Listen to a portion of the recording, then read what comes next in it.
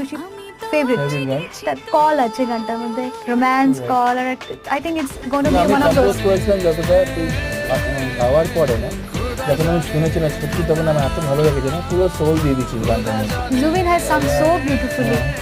আমি চাইবো আমার গানটা দিয়ে আজকে এই গানটা সবাইকে শোনাই।